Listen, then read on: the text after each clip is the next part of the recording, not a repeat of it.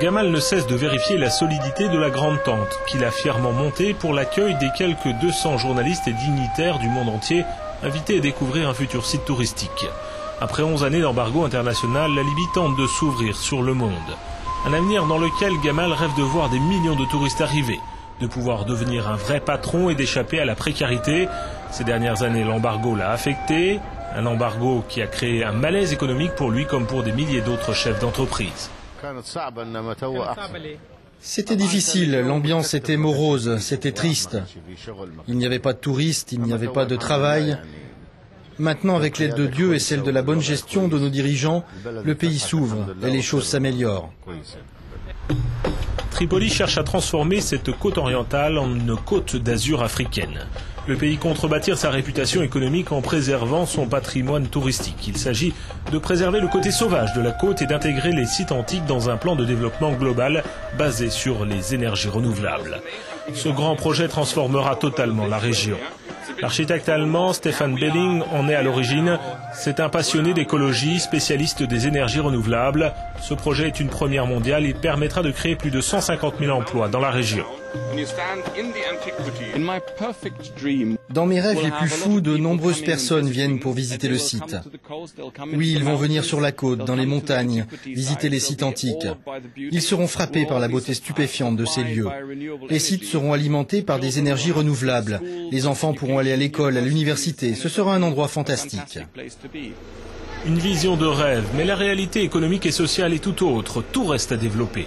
Pour réaliser ce rêve, il faut entreprendre des réformes douloureuses dans de nombreux secteurs. Quel sera l'impact d'un tel projet sur la vie quotidienne libyenne? L'arrivée d'une caméra bouscule et perturbe les habitudes. La rue est généralement surveillée par les forces de l'ordre et les commissions populaires. La méfiance est de mise.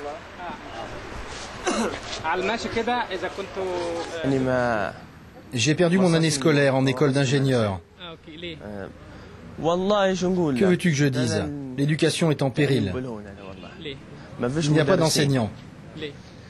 On manque de professeurs. Tu comprends, l'éducation ici, c'est très difficile.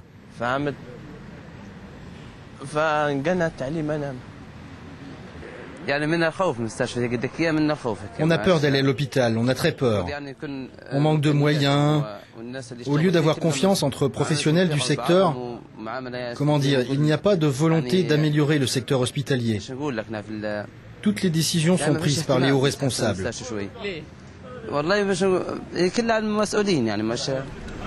La grande majorité du secteur économique et du secteur touristique nécessite des réformes. Les infrastructures ont besoin d'être réparées. Le chômage a durement frappé la région. Il est difficile de trouver un emploi. Le principal obstacle pour les jeunes reste le travail. Les jeunes cherchent, ils trouvent de tout sauf du travail. C'est tout.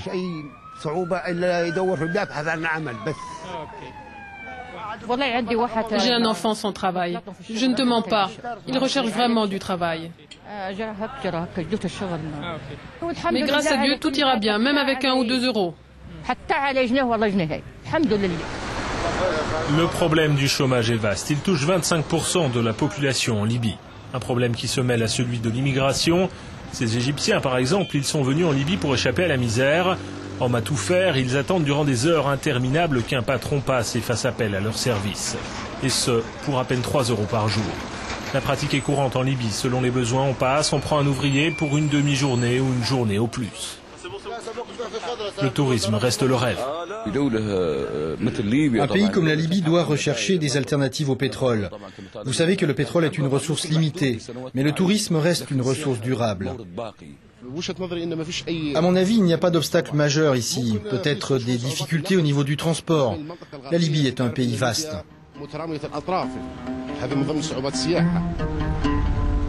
La réalisation des réformes qui devraient accompagner les grands projets prometteurs reste à la traîne. L'économie est affaiblie par des années d'ostracisme, par une administration peu efficace qui paralyse l'émergence d'un secteur privé dynamique. L'investissement étranger est freiné par l'obligation d'avoir un agent en Libye. Actuellement, les sites touristiques sont en chantier. Ces 2 agents ont tenté de nous en parler. C'est un progrès pour la Jamaïria. Les étrangers sont les bienvenus sur le sol de la Jamaïria. C'est un beau projet pour nous. Excusez-moi, je dois vous interrompre. Pas d'interview. Tout se fera demain.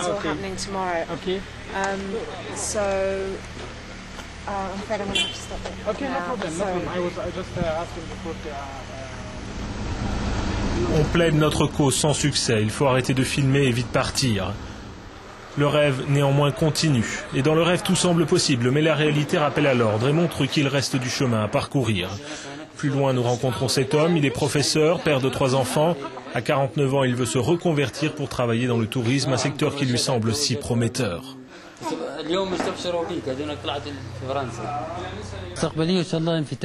L'avenir est à l'ouverture. Inch'Allah, tout sera mieux. Les salaires augmenteront. Ils seront bien meilleurs. J'exerce un autre métier. Je suis guide touristique. J'accompagne les visiteurs de la région. Tu parles des langues étrangères? Oui, un peu de tout. Un peu d'anglais, un peu d'italien. C'est de l'anglais, ça? Non, non, c'est de l'italien.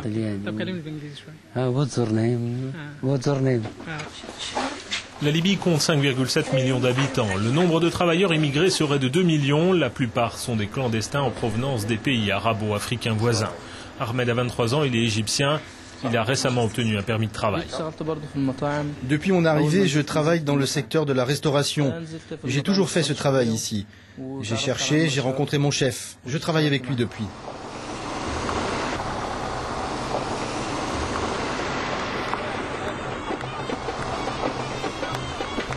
Ici, espoir et peur se confondent. Le contraste entre le rêve et la réalité est saisissant. Les promesses d'un avenir meilleur leur permettent de tenir. Les plus jeunes rêvent néanmoins de partir parce que là-bas, de l'autre côté de la Méditerranée, la vie semble meilleure.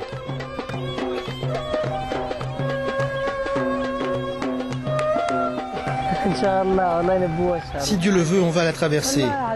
Je vais la traverser. Oui, oui, j'aimerais bien.